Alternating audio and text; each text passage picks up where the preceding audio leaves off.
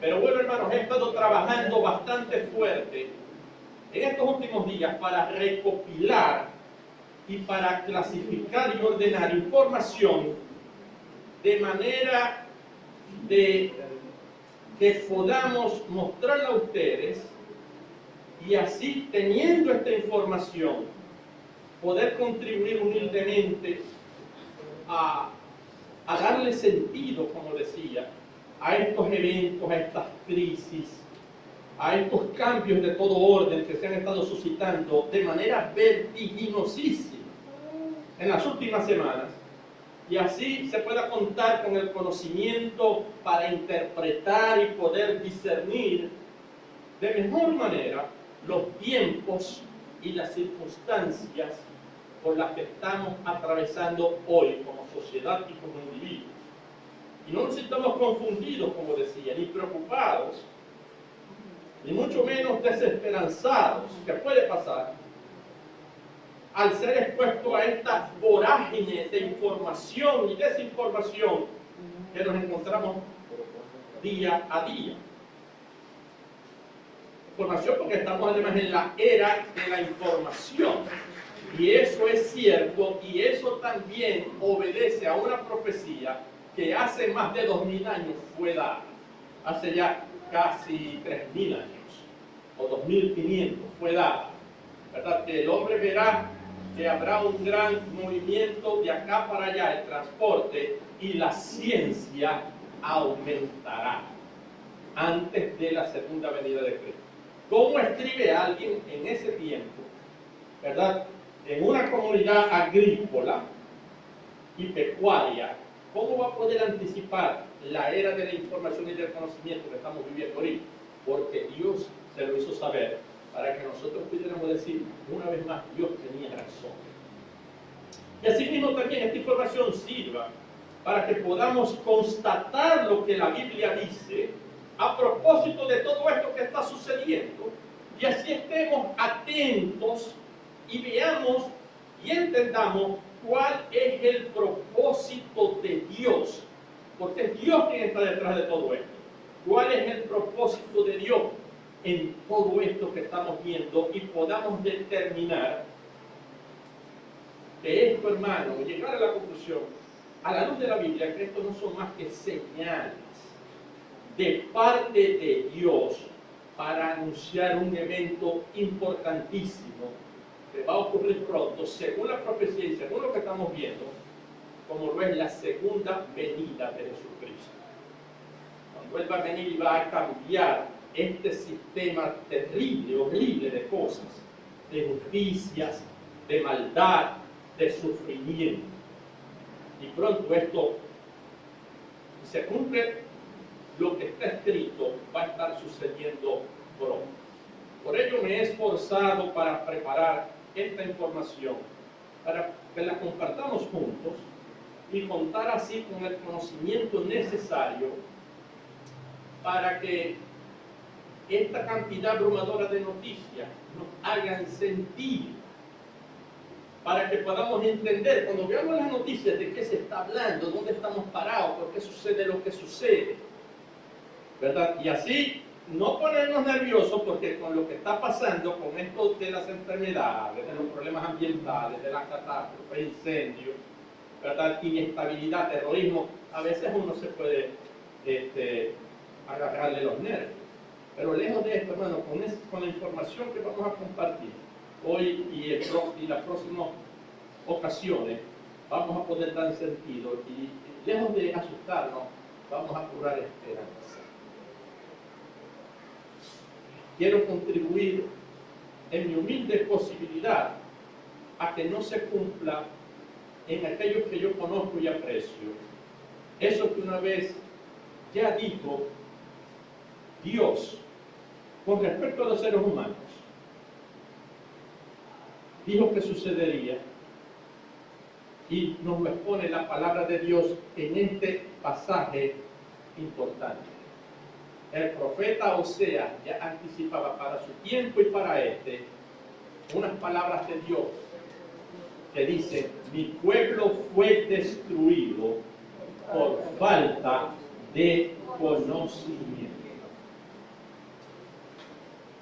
El pueblo es destruido, las personas son destruidas por falta de conocimiento. Y Dios se quejaba de eso. Y decíamos que muchos estudiosos, académicos, investigadores han tratado de dar en efecto explicación a todo esto que está sucediendo. Pero nadie ha podido aportar una respuesta coherente y sobre todo englobadora o integral, que haga sentido y conecte, articule de manera congruente todas estas cosas. No se le ha podido dar. Estudiosos, académicos, investigadores, filósofos, sociólogos, estudiosos, dan respuesta a esto de manera efectivamente integral. A esto que estamos viendo, viviendo y en ocasiones también padeciendo. Y sin ánimo de ser alarmista o pretender manipular sus emociones, los que me conocen saben que yo no hago eso. Permítame decirles algo de manera responsable, hermano. No han podido darle respuesta porque simplemente no se puede hacer. No se puede dar sentido a lo que está aconteciendo, hablando en términos humanos, porque para poder dar respuesta a estos cambios y crisis, hace falta una variable fundamental. Si no se toma en cuenta esta variable, no se puede entender de manera global, es lo que importa, global, todo lo que está aconteciendo, esta vorágine de eventos que estamos viviendo. Y esa variable, como dije el domingo pasado, no es otra que la variable espiritual. Como dije el domingo pasado, si no se toma en cuenta lo espiritual, se está dejando por fuera el origen, el porqué, el cómo y el para qué de lo que ha sucedido a lo largo de la historia, de lo que está sucediendo ahorita actualmente y sobre todo lo que está pronto a suceder a futuro en el corto, mediano y largo plazo. Ese elemento fundamental, esa bisagra que hace conectar y dar sentido a todo esto, es de naturaleza espiritual y solamente la podemos conseguir en la Biblia. Solo en la Biblia podemos encontrar toda la información que se requiere para entender eso y de manera integral, que es lo importante, a todas estas cosas que como especie, como sociedad y como individuo estamos atravesando. Y es que toda la dinámica de eventos y circunstancias que estamos viendo y viviendo no son más, como les decía, hermano, todo eso no es más que las señales de parte de Dios para que prestemos atención, para que usemos la fe, pero también la cabeza, para que todo lo que vemos nos llame la atención, pongamos la mirada, la búsqueda allí en esa variable espiritual y nos vamos a dar cuenta que estos no son más que señales de la segunda venida de Cristo, del tiempo, del fin de este sistema terrible de cosas, como le decía. Y como ya siempre he dicho, estas señales anuncian, apuntan, declaran lo que Jesucristo ya predicaba estando aquí en la tierra hace un poquito más de 2000 años y que está pronto, muy pronto a ocurrir, y es la segunda venida de Cristo, la segunda venida del Mesías. Evento este, por cierto, como compartí en una ocasión, que la gran mayoría de cristianos no solo desconoce la segunda venida de Cristo, la mayoría no solo lo desconoce, sino que se burla al escucharlo de otros. Y decía que no son pocos los que, aunque yendo a la iglesia todos los domingos, o la mayoría, o a misa, los que van a misa con frecuencia, o aún los que lucen orgullosos el crucifijo en el pecho bonito, no tengo nada contra eso, ¿verdad? Aún estas personas te llaman loco, evangélico fanático, cuando se les habla acerca de el hecho de que Cristo viene en una segunda oportunidad. Es curioso eso, creen en Cristo, van para misa, para iglesia, cristianos también, usan crucifijo. Y en ese mismo Jesús que tienen aquí, dice que es fanatismo, que es una locura, expresar lo que él mismo varias veces anunció que iba a suceder, como lo es la segunda venida de él. Y hemos hablado de esto. Lo pueden ver en 2 videos anteriores que ya hemos puesto en YouTube. Por cierto, les informo, si usted entra en YouTube, las 2 exposiciones anteriores, si mete en el campo de búsqueda Pastor Over Troconis señales, les va a aparecer las 2 prédicas anteriores que ya hemos tenido. Hermano, este es un evento, la segunda venida de Cristo. Es un evento real, inminente, anunciado por el mismo Jesús. Es el que llevan en el pecho, a veces impreso en una estampita. Y que ya está registrado en la Biblia, no una, sino muchas veces. Y por varios profetas bíblicos, mucho tiempo antes que Jesús viniera y posterior a la partida de él. La segunda venida de Cristo va a marcar, hermanos, un punto de inflexión tanto en el planeta Tierra como en la sociedad, la cultura humana, tal como la conocemos. Y en una ocasión hablamos brevemente de una profecía que ya fue cumplida con exactitud. Esta es la cosa. Y le digo, los que me conocen saben que yo soy escéptico por la naturaleza mía científica de información, como filósofo también. Y he investigado, hermano, y estas cosas dichas, me sorprende, hace 2500 años, se han cumplido, pero con una precisión milimétrica, con gran exactitud. Y esto aporta además información fundamental, estas cosas, sobre acontecimientos que ya han ocurrido, que están ocurriendo ahorita. Hermano, es que ayer, no da tiempo para mantener actualizado lo que yo muestro acá. Está ocurriendo ahorita, pero también te va a ocurrir a corto y mediano plazo. Y una de ellas es una profecía que brevemente estudiamos en una ocasión, pero que quiero volver a analizar ya con detenimiento. Profecía que se encuentra en el libro del profeta Daniel, valga la redundancia. Dicha profecía, pongan atención, sobre todo los creyentes. Es el punto de partida, es el marco referencial que nos va a ayudar a entender y a comprender todo este devenir histórico que ha venido aconteciendo desde que el registro, desde que el hombre registra, y aún antes de él. Y también esta profecía nos permite ver lo que está sucediendo y va a suceder pronto. Permítanme leerla y analizarla nuevamente para entrar en esto que quiero analizar esta mañana. Y quizás no más que llegue a hacer esto. Y si no nos da tiempo de seguir adelante, yo les pido de corazón, como lo hice el domingo pasado, y gracias porque de verdad la mayoría vino, el 95% vino. Yo les pido que si pueden hacer el esfuerzo de venir y continuar, vamos a estar ya preparados con la planta y con los ventiladores. A mí no me agarra esto nuevamente. El domingo pasado ha podido ser casualidad, pero esto me huele a quemado. Ya sabemos por dónde vienen los tiros, porque tenemos experiencia con las cosas espirituales. Vamos a analizar entonces esta profecía. Es una profecía que se trata de Daniel. Vamos a leerla de manera completa. Dice así.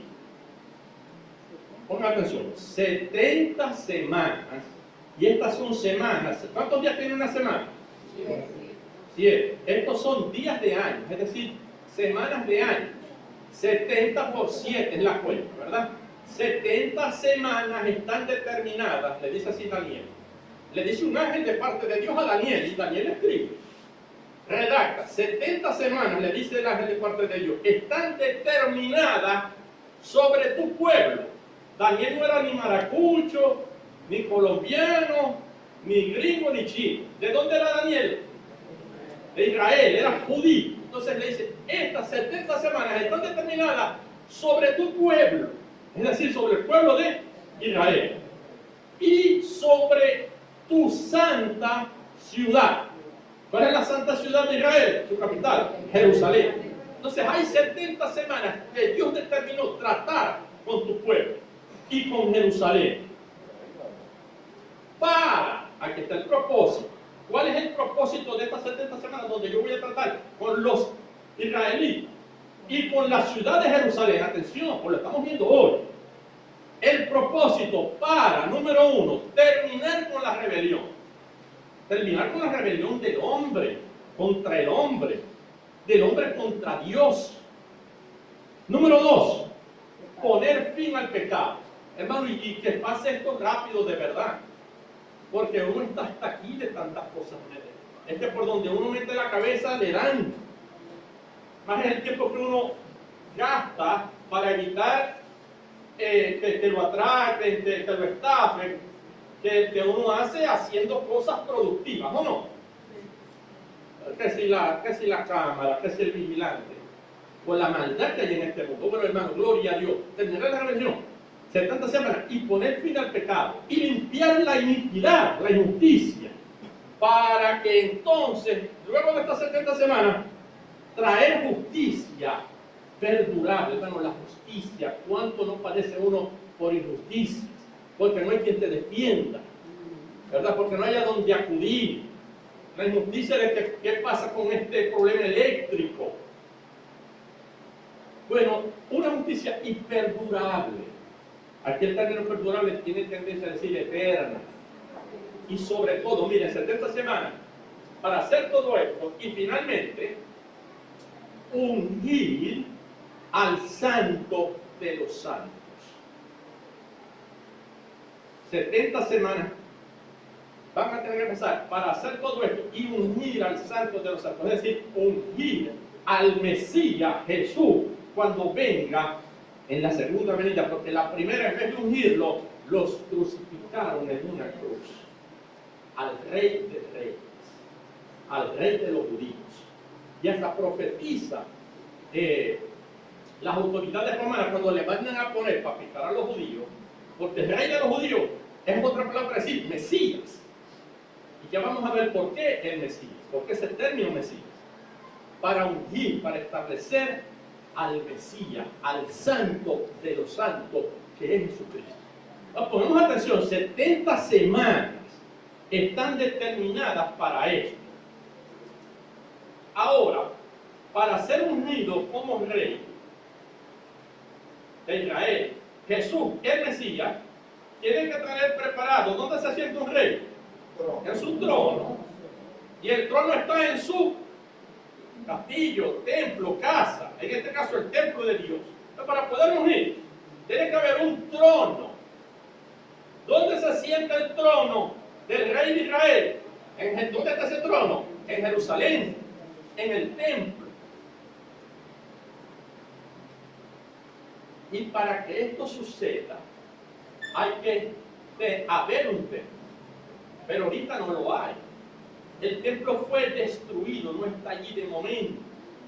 Fue destruido una vez más. Por segunda vez. Una primera vez y una segunda vez. Que lo vamos a ver con pruebas evidentes. Y la prueba existe. Y se puede hacer turismo para que uno lo vea. Y diga, chicos, pasó exactamente como Jesús nos anunció. Y hay un monumento de eso allá en Roma. Y lo vamos a ver. Primera vez destruido, fue reconstruido, tumbado por los romanos una segunda vez. Y desde entonces no se ha podido levantar. Pero aquí dice que van a ungir al rey ahí. Pero ahí no está.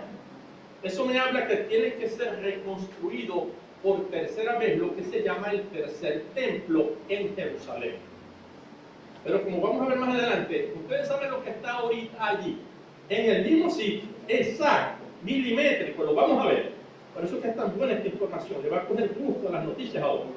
Ahorita está ahí la mezquita de Al-Aqsa, el tercer lugar más sagrado para los musulmanes, después de la Meca y de Medina, lo que llaman el Domo de la Roca. Ya lo vamos a ver.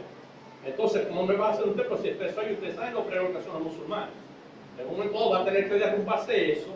Ustedes se imaginan el jaibero que se va a formar para que los judíos, y ya se están preparando para eso. Vamos a seguir viendo. El templo, sin embargo, va a ser reconstruido, el tercer templo. Vamos a seguir leyendo esta profecía, dada más de 500 años antes de que Jesús viniese. Entonces, cuando la gente lo lee, en ese tiempo sabía que Jesús iba a venir en la fecha determinada allí, con efecto vino. Y que no solo ya estaba anticipado que lo iban a matar, no su gente, sino otra gente, en este caso los romanos. ¿Qué les parece leer eso y que ocurra exactamente como dice? Otra evidencia más, una de muchas. Entonces, yo no soy bobo, yo soy un avión. Entonces, yo me puedo revisar si es verdad todo lo que ha pasado, chicos, verdad, igualito, chicos. Y ahorita está pasando lo que aquí dice, hoy, esta semana, wow, increíble, de verdad increíble. No tengo elementos de juicio para dudar, en ejercicio de la razón, de que no se va a cumplir lo que Dios dice que está por cumplirse pronto por siempre. No, pues yo no soy bobo, yo pongo atención. Amén. Porque lo que viene, hermano, no quiero hablar mal, pero es feo. Esto no va para mejor, esto va para peor. Olvídense, esto va para peor. Ya dijeron los alemanes y los israelitas son lo máximo en encontrar curas a los virus, que lo más temprano va a ser para el año que viene. Y esto se va a estabilizar, porque ya en un momento matemáticamente se va a equiparar el número de muertes con el número de infectados y se va a autoextinguir, pero por la cantidad de gente que se va a morir. Amén. Y aquellos que, bueno, se van a sanar y que se han sanado. Entonces ya vamos a ver lo que dice. 500 años antes de que Jesucristo viniese.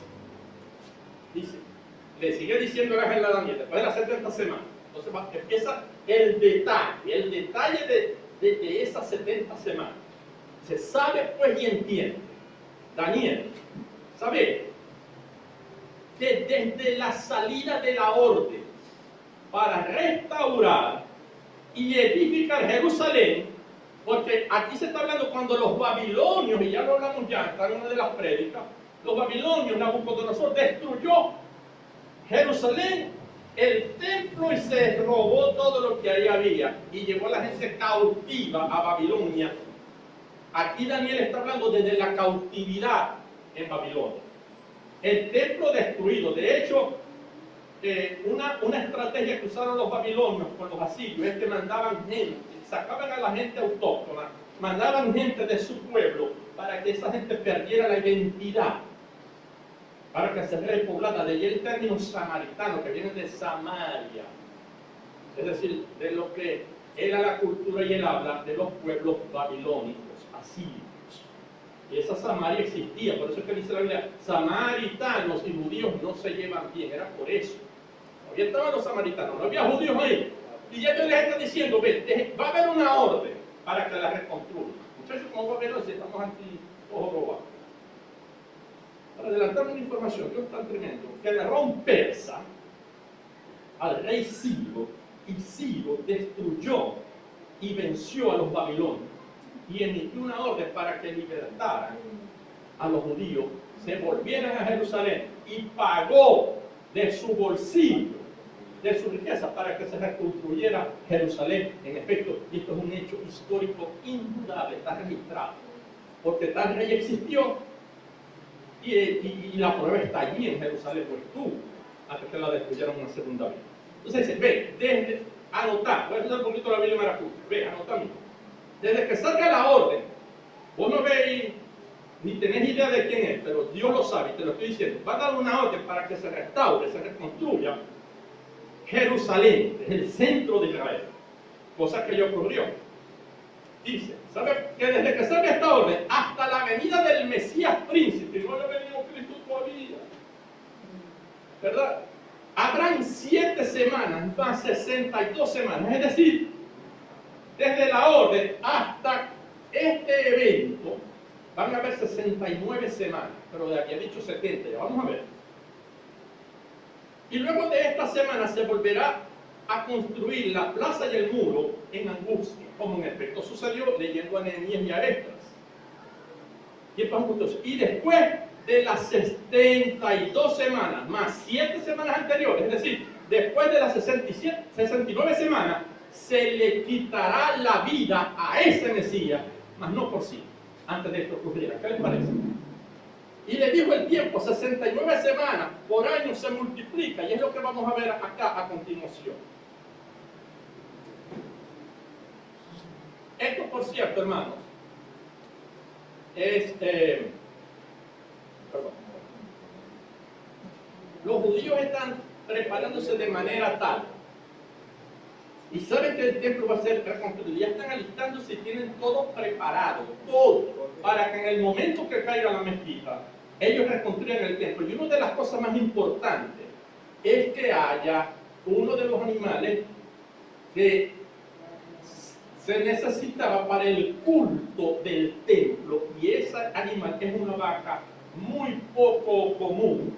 Era común en el tiempo de Israel, era criada de manera especial, que es de color rojo, se conoce como la vaca roja o la vaca alazana. Desde la destrucción del templo y la hubo definitivamente, y nunca más pudieron poner pie hasta recién. Esta vaca no se había extinguido, pero los judíos han logrado volverla a criar, y esta es una noticia actual. Es de las finales del año 2018, donde los judíos ortodoxos criarán vacas rojas para acercar la reconstrucción del templo. Esta es otra noticia, la puede buscar. Profecía bíblica: la impecable vaca alazana o roja podría ser señal de que la construcción del tercer templo está cerca. Y miren lo que dice acá la nota. La vaca roja en Israel, nacida en el año 2018, para muchos es un anuncio de la profecía del fin del mundo.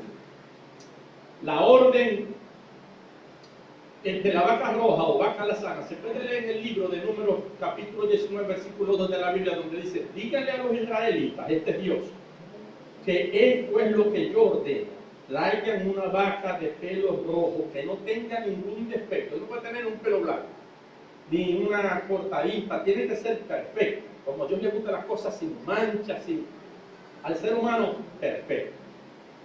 Eso no implica que no pecamos. Como siempre digo, la diferencia, el criterio que diga que no peca, hermano, ni lo oiga, porque es mentira, porque mismo Jesús dijo que el que diga que no peca, siendo cristiano, se engaña a sí mismo y hace mentiroso a Dios. El cristiano peca. ¿Cuál es la diferencia? Que en el cristiano el pecado es la excepción y no la regla. Mientras que el que no es cristiano, la regla es que peque y lo excepcional es que no peque. El cristiano, el pecado es la excepción. Pecamos, pero el que confiesa su pecado y se aparta alcanzará misericordia, dice la Biblia. Amén. Entonces, esto es lo importante. A Dios no le gusta gente con defecto. Defecto es que caiga en el pecado y vuelva a caer en el pecado y vuelva a caer. No. Arrepiente y se aparta. Amén. Entonces, una vaca es tipología del ser especial que para Dios es el creyente. Esta vaca alazana. Y a los que nunca hayan hecho, entonces tener eso y no ha sido sometida a trabajo en el campo, a exponerse a la arena, al mundo terrenal, como nosotros. Estamos vírgenes, por así decirlo, cuando venimos a Cristo, porque somos nuevas criaturas, aunque hayamos hecho desastres como yo en el pasado, y yo llevaba la bandera, a mí me ganaban pocos. El pasado 28 de agosto de 2018, el Instituto del Templo en Jerusalén hizo el anuncio sobre el nacimiento en Israel de una novilla color rojo, la cual se encuentra bajo el cuidado de ese instituto, y la están creando. Ya tienen eso, los trajes sacerdotales, los bloques, el cemento, todo para... Eso debe ser rápido que van a construir este tercer templo, ¿verdad? Entonces dice que al terminar la semana 69 se le quitará la vida al Mesías, mas no por sí. Vamos a entender esto un poquito entonces, de manera gráfica.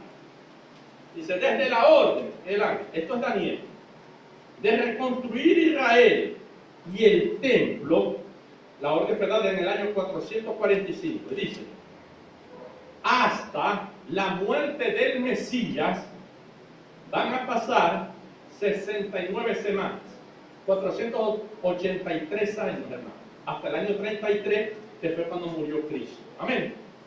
exactamente 69 semanas se cumplió.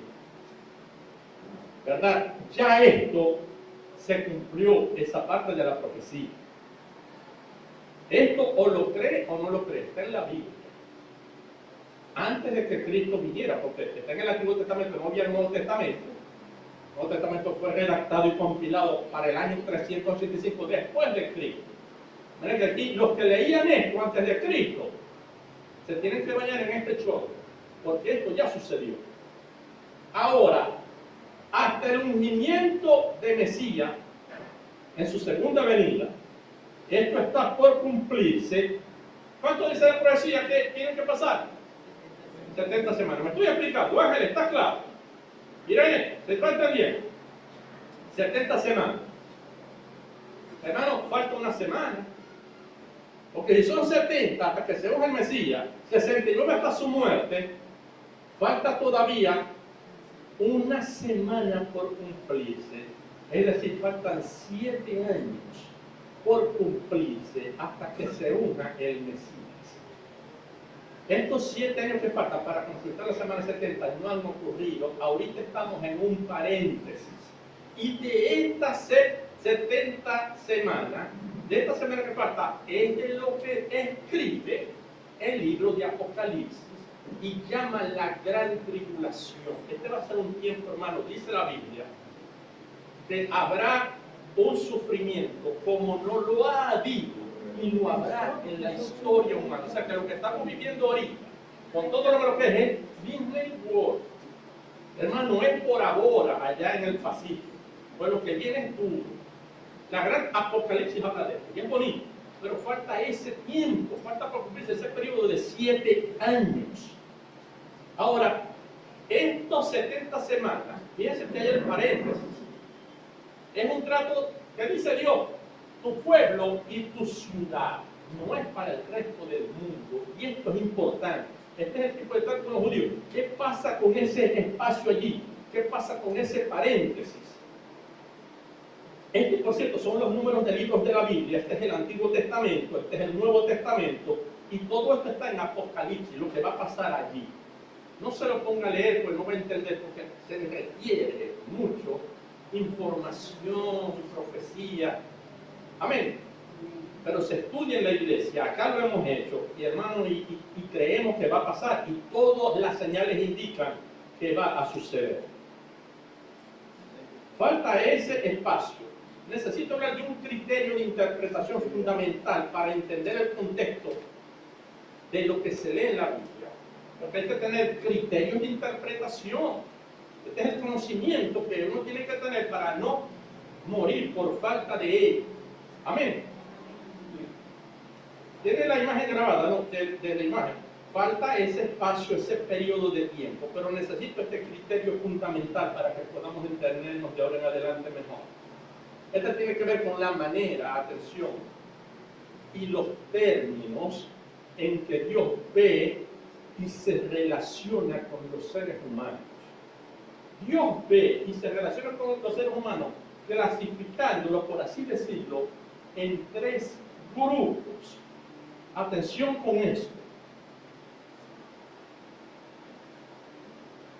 3 grupos, que son los siguientes, lo que la Biblia llama, el nombre que le da la Biblia, los gentiles. Gentiles, no es gentil, que es agradable. Gentil acá viene del latín gentis. Gentis, del latín gen. ¿Verdad? Gentil, ¿verdad? ¿Qué significa pueblo, nación? ¿Me explico? O sea, la gente que Dios califica como la gente que se diferencia de este segundo pueblo que son los judíos. Dios quiso hacer trato con la gente, con los gentiles del latín, ¿ok? Con todo el género de Génesis, con todo el género humano. Pero el género humano decidió desobedecer a Dios y Dios se desentendió de ellos. Pero en ese amor de Dios le vuelve a dar una oportunidad. Con Noé, en la época de Noé. Pero los hombres fueron de mal en peor. Y dice la Biblia que le dolió a Dios en el corazón. Y dijo Dios, chico, el deseo del hombre, apartado de mí, es de continuo hacer el mal. y les da una segunda oportunidad, trae el diluvio y comienza Dios con 8. Y sigue tratando con esta gente y se vuelve el hombre desviado. Pues Dios los deja aparte, porque está el pecado que impide la relación entre Dios y el hombre. Entonces viene el evento de la torre de Babel. Y un momento, y esto es como un ejemplo, Dios llama a un hombre de lo peorcito que había, ¿verdad? A Abraham, era el único que servía de ese grupo de pueblo, de gens, ¿verdad? De tribu. Lo llama y hace un pacto con él. Ve, chico, yo voy a hacer un pacto con vos. Ya vamos a hablar del pacto. Eso yo lo Abraham, ¿verdad? Y yo voy a hacer de ti una nación grande y te bendeciré a la nación que voy a sacar tuya, que vendrán a ser los hebreos, ¿verdad? Y de allí los israelitas. Y le dice, chicos, los que te bendigan, yo voy a bendecir. Y los que te maldigan, yo voy a maldecir. Por eso meterse con los israelitas, hermano, eso no trae nada bueno. Los Estados Unidos es una gente que medio fe tiene, por lo menos. Ayudan a los estados, a Israel, desde que son pueblos, porque fue fundado por creyentes, y los creyentes creen eso. Por eso les ha ido bien. En el momento que se aparten, que lo van a hacer, les va a empezar a ir mal. Pero bueno, entonces están los judíos. Voy a tratar con esto, pero no porque son los mejores, porque son los peores, para mostrar que yo puedo hacer de lo peor algo bueno. No se crean los judíos, que la prepotencia, y se lo dice la Biblia, chicos, porque son de lo peorcito que hay. Yo quiero mostrar a la gente que yo de lo peorcito hago algo bueno. De lo peorcito que era Overtropones, Dios sacó algo medio bueno, pues que es el Overtropones que ustedes están viendo acá para servir. Amén. Esa es la razón. Entonces ahora se para, trato con los judíos bajo un pacto, el pacto del monte Sinaí que dio con Moisés. Entonces ahora ven, los judíos y los gentiles. Dios trata con los judíos, con la promesa oral, con los gentiles no. Entonces cuando vino Jesucristo, se le acercó una mujer de Siria, de Fenicia, a pedirle el favor, y Dios le dijo, yo no puedo tratar con otra gente. Y también Juan nos dice que Cristo vino a los suyos, y los suyos no le recibieron. Eso es algo que nos narran los evangelios. Amén. Entonces, Dios hasta aquí, los judíos, después de que vieron el mar rojo abrir, se le dio pan todas las mañanitas, le dio carne fresca de codorniz, igualito, no creyeron en Dios, le fueron infieles, hicieron un becerro de bronce porque Moisés se tardó 40 días, no, y este no viene, este nos engañó, nos sacó de allá, que éramos esclavos, pero como no tenemos comida y estamos aquí pasando hambre y sed, devolvemos, chicos, devolvemos, o hacemos un becerro de oro para que lo adoremos, que era la deidad Apis de Egipto, y así nos va a ir mejor. Después de haber visto lo que vieron, qué bárbaro. Eso es una enseñanza para uno. El hombre no cree, aunque vea milagros. Se podrá, y darle gracias a Dios, pero al otro día está emborrachándose y haciendo, yendo por los brujos. Porque si los hebreos es el tipo de lo que es el ser humano. Para Dios, amén, el símbolo. Entonces Dios se obstinó, dijo, traté con el hombre, fue de mal en peor. Agarré a un pueblo chiquito y los hice esclavizar en Egipto, 430 años esclavos, y de ahí los voy a sacar yo, para que vean que soy yo quien los liberta de la esclavitud. Egipto es tipo de pecado y el pueblo israelita es tipo de nosotros. Dios, ¿de dónde nos sacó? De la esclavitud del pecado. Y nos dio una tierra que todavía está por heredarla a nosotros. Amén, como les dio a los judíos la tierra de Israel en promesa. Pero como no servían tampoco, le digo, bueno, les demostré 4000 años de historia que el hombre sin mí y sin mi espíritu no funciona, y ahí es cuando viene Cristo. Y estas personas que entran en un pacto, en un convenio con Dios, bajo los términos de Cristo, y se han ido a misa o iglesia en la comunión o en la Santa Cena, que es lo que lee el que lee ahí la Biblia, que dijo Cristo, este es el nuevo pacto en mi sangre, ¿verdad? Sangre de la alianza, del pacto nuevo y eterno, el cual es hecho ahora por mí en favor de ustedes. Amén. Ese nuevo pacto, los que entran a ese nuevo pacto, es un tipo de pueblo que se llama iglesia. Entonces, hoy día Dios ve los gentiles, los judíos, con quienes Él tiene una promesa y una semana todavía por resolver, y a la iglesia. Hoy en día Dios se relaciona con la iglesia, no se relaciona en términos como con la iglesia, no se relaciona así ni con los judíos, ni con los pueblos que no le conocen. Amén. Hermano, esto si se entiende, se puede comprender esto, porque este periodo, este lapso, este tiempo de gracia, se llama el tiempo de la iglesia o el tiempo de la gracia. Está tipificado en una fiesta hebrea llamada el jubileo, donde se perdonaban los pecados, se declaraban anuladas los débitos, las cuentas. Era un periodo de descanso y de gracia. Ese es el jubileo, lo que los profetas llaman, atención, el año agradable del Señor. Entonces, da la orden de reconstruir, pasan 69 semanas, viene el Mesías y lo mata. Se abre un espacio de perdón, donde Dios anula tus cuentas, por muy malas que hayan sido, donde te da la gracia, la oportunidad, sin tener que matar ovejas y llevarlas a un sacerdote, no, porque ya la oveja y el sacerdote y el sacrificio es Cristo. Esta es una simbología de Cristo, porque es allí el Cordero de Dios que verdaderamente quita el pecado del mundo. No el Cordero que sacrifican en el día de la expiación los hebreos, ¿verdad?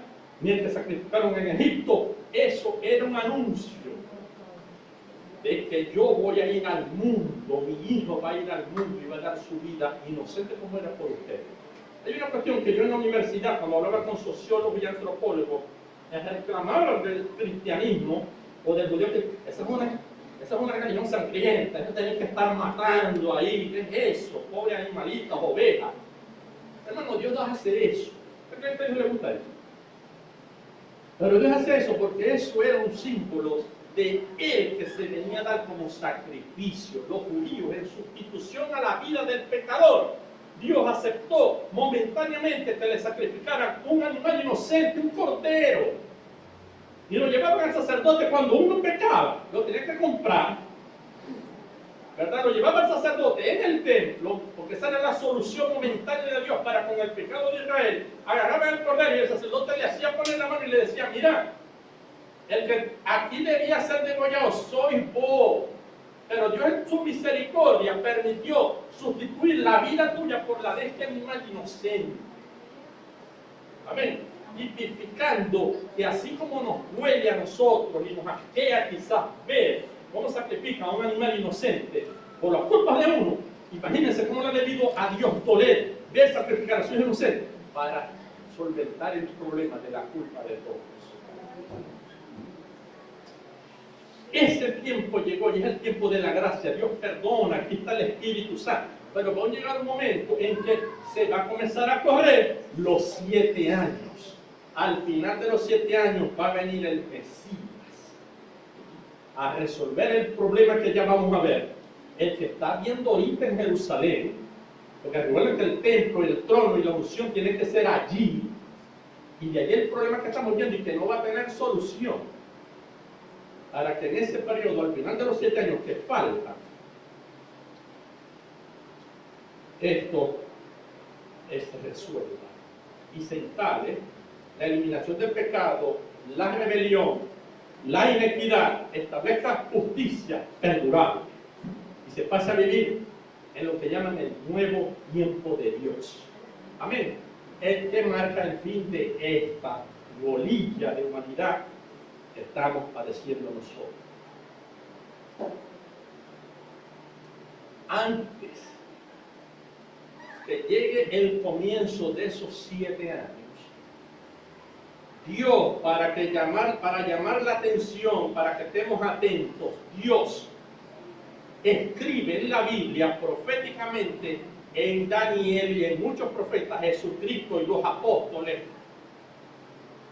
unas señales que debíamos detectar y ver, que cuando se estuviesen cumpliendo nos anunciaran la venida de Cristo está cerca. Y eso es lo que estamos viendo hoy. Amén. Amén. Hermanos, y estas señales que estamos viendo hoy las podemos clasificar en varios renglones. Señales en el orden económico: inflación, recesión, hambruna. Pero es que siempre lo vimos, es verdad, pero ya vamos a ver algo. Señales de orden natural: terremotos, inundaciones, sequía, esta situación atmosférica que hay, pero es que siempre ha pasado, es verdad. Pero vamos a ver qué otra clasificación. En el orden biológico: enfermedades, epidemias, que es lo que estamos viendo ahorita, y vienen más. Yo les hablaba de los mamuts que trajeron una peste terrible en Siberia. Los mamuts son animales que vivían en el hielo, estaban congelados en el permafrost de la Antártica, en Siberia, que está congelada, pero con el calentamiento global se ha ido descongelando el hielo y han salido estos cadáveres de animales que murieron de bacterias y de virus que uno no conoce, y las han liberado y mataron un poco de gente en Siberia. Y el deshielo va a continuar, va a continuar. Y cadáveres de estos pueden seguir saliendo. Y enfermedades nuevas pueden originarse que el hombre no ha conocido, como no conoce del coronavirus, o esta variante del coronavirus que estamos viendo ahorita, como pasó con el SARS, como pasó con la gripe H1N1, como pasó con otras enfermedades de antrax y de estas cosas. Amén. La cosa no viene para mejor. Asegúrenlo y estimen que esto viene para peor. De orden biológico también habla de orden sociopolítico: guerras, rumores de guerra, xenofobia, que ya estamos viendo, pero que esto pasó también en la historia, es verdad.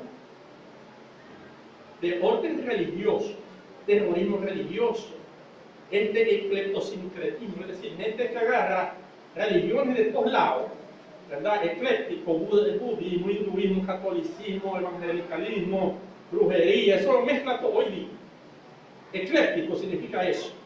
Y sincrético es que agarran todas estas cosas, la meten en una batidora y la mezclan y sintetizan un veneno espiritual, que es lo que tiene embobado a la gente espiritualmente. Entonces, si el yin, el yang, eso es algo, todo esto ha pasado antes, ¿verdad? Pero todo esto nunca antes en la historia, que me lo diga los estudiosos de esto, mi amigo Ángel, estudioso, intelectual, brillante, como conozco poco, amigo mío tremendamente también, uno de mis hermanos, de mis pocos amigos verdaderos. Ángel, esto nunca ha pasado. Con la frecuencia que está ocurriendo, con la intensidad que está ocurriendo y sobre todo con la simultaneidad, todo al mismo tiempo. Nunca antes en el registro histórico ha pasado esto, y lo vamos a ver mejor con lo que vamos a ver más adelante. Ahora, de cada una de estas cosas, económico, natural, biológico, sociopolítico y religioso, y hay más, de orden moral y familiar: depravación sexual, infidelidad como arroz, divorcio, homosexualismo, indolencia, crisis de identidad, irrespeto a los padres, pedofilia, violencia familiar, que estamos viendo hoy con una frecuencia, una intensidad nunca antes vista. Porque hicimos un trabajo sobre la homosexualidad en Grecia, pero allá el homosexual era homosexual, ya está. Hoy en día no, que si eso es tuyo, no es porque tenéis un órgano reproductivo masculino, soy hombre, porque tenéis vagina, soy mujer. No, eso no tiene que ver. El sexo lo escojo yo, el género lo escojo yo, ¿verdad? Nunca antes en la historia se había visto esto, nunca antes en la historia. Esta violencia depravada, esta pedofilia maligna, ¿verdad? Nunca se había visto en la historia. Y yo he trabajado con tribus autóctonas y tampoco lo he visto ahí ni los mayas, ni los aztecas, ni los yanomami, ni los guaraos, ni el 34 etnias indígenas con las que hemos trabajado aquí en Venezuela. Yo no he visto esto de ninguna de esas gente. Y en la cultura registrada, hasta donde he leído, tampoco. Lo estamos viendo hoy, y de mal en peor. Y también de orden espiritual. Y finalmente el problema con Israel son señales. Lo que vamos a ver es que uno se pone a pensar. Probablemente no vamos a tener tiempo para eso en el día de hoy. Veamos cómo Jesús anuncia todo esto, comenzando por una profecía que se cumplió en su persona y que anuncia a su vez sus dos venidas. Y todo lo que ha ocurrido entre esas dos venidas. Y lo vamos a dejar hasta aquí por la hora. Amén.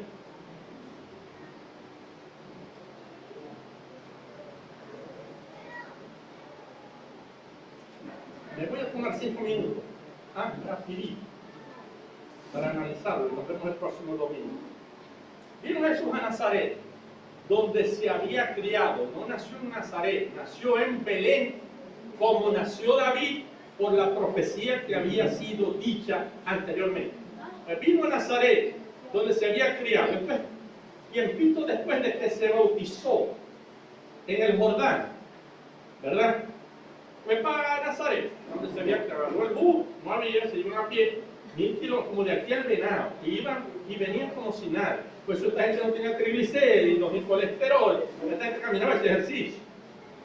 Hermano, no había gomitas, ni chorcitos de esos termo tal. No, esto eran chancletas y piedra y una bartola ahí como una manta guajira y palán. Vino a Nazaret donde se había criado y en el día de reposo entró en la sinagoga, como era la costumbre en el día de reposo ir para la sinagoga, como debe ser la costumbre para el cristiano. En el día de reposo, que es domingo, que no es sábado, como dicen los adventistas, día de reposo, el Shabbat, es el séptimo día después de trabajar 7. Hoy en día en esta cultura es el domingo, pero si fuera el miércoles, el día de reposo es el miércoles. Para mí es el lunes, porque el domingo trabajo duro. Aunque me gozo compartiendo con ustedes en el día del Señor. Amén. Entonces fue el día de reposo, era la costumbre, y se levantó a leer. Porque yo he estado en sinagoga, que me han invitado, y es una costumbre, al invitado se le da un libro del profeta que toca ese domingo. Yo me han dado, cuando he ido, se llama la Haftarah de ese domingo, la escogencia de un profeta. Jesús entró, yo me imagino que la gente asombra a un visitante. Toca leer una profecía, vamos a dársela al invitado, y se la dan a Jesús. Y se leyó el libro, esto por casualidad, esto no estaba planeado, una casualidad. Leyeron el libro de Isaías, chicos. Y abrió el libro, el rollo, en esa época, el rollo. Y halló el lugar que tocaba donde estaba escrito lo siguiente. Aquí Jesús va a leer, y estoy leyendo según lo narra Lucas, va a leer la profecía de Isaías 61, 1 al 2, que contiene una de las profecías que debía cumplir el Mesías obligado. Esta era la señal que los judíos tenían que ver para decir, no, primo, este es el Mesías prometido, ahí no hay donde poner. Y las cumplió el domingo, y no le creyeron, y lo mataron, porque se metió con sus intereses, como hoy día pasa. Digo, hoy creo. Y miren lo que dice la profecía de Isaías, que debía cumplir el Mesías. Imagínense la escena, está Jesús, va a leer una profecía sobre él, escrita por Isaías un bojote de años antes, 600 años antes. Y dice la profecía así, atención, esto es bellísimo, yo me imagino la escena. El Espíritu del Señor está sobre mí, por cuanto me ha ungido para dar buenas nuevas a los pobres. ¿Qué es buenas nuevas en la traducción bíblica? Evangelio. Evangelio significa buenas noticias, buenas nuevas. Para darle el evangelio a los pobres. Aquí los pobres no son pobres de cobre, son pobres de vacío espiritual, de vacío de vida. Pobres zombies, que es lo que éramos nosotros antes de venir a Cristo, muertos vivientes. Metidos en discotecas, para drogarnos, para tomar, para mujeriar, para llenar el vacío, pero volvemos a salir muertos, zombies. Dar el evangelio a los que lo necesitan. Me he enviado para sanar a los quebrantados de corazón, a los que han sido jorobados por la vida, abandonados por el cónyuge, a los que están reventados emocionalmente por los traumas, quizás por unos padres abusadores. Me he enviado a sanar esos corazones. a pregonar libertad a los cautivos. Ya no pueden, ya tienen la oportunidad de dejar de seguir siendo cautivos, esclavos de los pecados.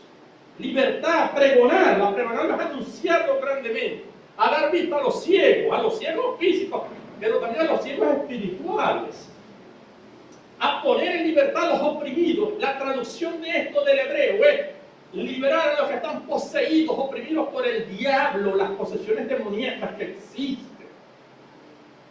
También a darle libertad a esa opresión demoníaca, también vino. Y por último, a anunciar el año agradable del Señor, es decir, el jubileo, es decir, el periodo de la iglesia o de la gracia en el que vivimos ahorita, y del cual ya han pasado un poco más de 2000 años. A eso vino el Mesías. Y miren lo que pasa, está leyendo Isaías. Termina eso, la profecía no termina ahí, ya lo vamos a ver, pero termina allí y enrolla el libro y se lo da al ministro y se sienta. Y los ojos de todo el mundo, me imagino cómo lo leyó, que los ojos de todo el mundo eran medio maracuchos, averiguadores, lo siguieron fijamente. Y él se levantó y comenzó a decirles algo, o está loco, o de verdad es lo que es. Se ha tenido el valor de decir, hoy se ha cumplido esta escritura delante de sus ojos. Yo soy el Mesías. Y el Espíritu Santo vino sobre mí en el Jordán hace una semana. Y me encomendó, me dio el poder, ese Espíritu Santo, para predicar el Evangelio, dar vista a los ciegos, libertar a los cautivos, libertar a los oprimidos del diablo, darles esperanza y a predicar el tiempo de la gracia de Dios. Es el tiempo que está pasando, pero que un día va a terminar cuando comience la séptima semana para los judíos, no para la iglesia. Amén. Amén. Y para los gentiles o las naciones. Ahora bien, esta profecía, y con esto sí termino ya, de Isaías 61, leída por Jesús, no termina donde Jesús se detuvo, y esto es importante, porque habla de lo que el Mesías iba a hacer, y su obra estando en la tierra, y lo hizo, y lo vieron. Por eso es que Juan dice, lo que nosotros han visto, lo que hemos visto, y de lo cual testificamos, y lo que hemos palpado con nuestras manos, y visto en nuestros ojos acerca de Jesús el Mesías. Lo llama el verbo de vida. A testimonio los títulos. La profecía no termina ahí. Cosa que él hizo. Hay una coma allí. Y la razón por qué no leyó es porque hasta allí era donde estaba escrito lo que él iba a hacer en su primera venida y que ya leímos. El resto de la profecía de Isaías, lo que Jesús no leyó, es donde aparece descrito lo que él va a hacer en su segunda venida. Y que está contenido en esta frase después de la coma. Dice, a anunciar el año agradable del Señor. Ahí termina Cristo y enrolla. Dice esta frase, pero ahí hay una coma en Isaías y no la leyó, porque esta es la segunda venida. ¿Y qué dice después de la coma que no leyó? Y anunciar el día de venganza del Dios nuestro. Esa coma y ese día de venganza es el día que Cristo va a venir en su segunda venida al final de los 7 años. Amén. Amén. No la leyó, pero la podemos saber. Se ha cumplido todo lo que dice hasta allí, pero se va a cumplir lo de venganza. Hermanos, tenemos las señales que nos anuncian esto. Y yo quiero comenzar analizando las señales, porque vamos a hablar de todos estos ámbitos que vi. La profecía que le corresponde precisa, pero yo quiero empezar por una contundente hoy, que mucha gente no le está poniendo atención, pero es la que tiene que ver con Israel. La situación entre el conflicto de Israel con los árabes, eso no se va a acabar nunca. Eso es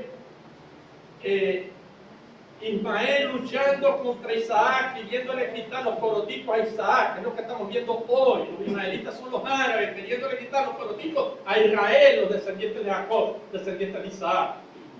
Y el problema que hay con Jerusalén, vamos a ver que el problema con los palestinos, y vamos a ver de dónde vienen los palestinos ni siquiera son árabes, y eso lo saben los árabes.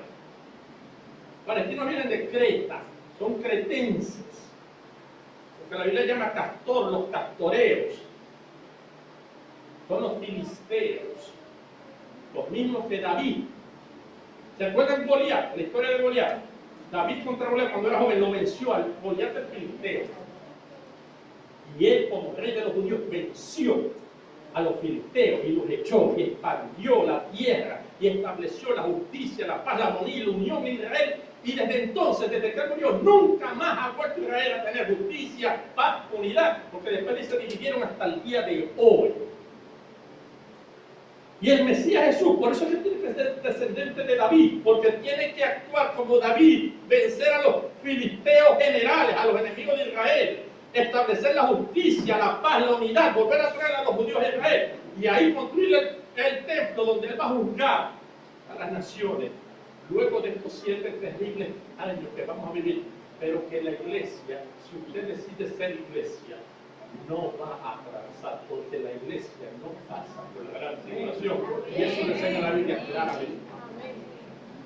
Entonces les pido analizar eso. El problema con los palestinos, le acaba de dar Trump el doble del territorio que tienen ahorita, según el acuerdo de Oslo. Lo vamos a ver bien, con mapas situados, las ciudades. El problema con Ramallah, con Ablusa, con lo que llaman la franja occidental, o Cisjordania, la franja de Gaza, los altos del Golán. Vamos a ver que eso está pasando ahorita, que corresponde a lo que la Biblia dice.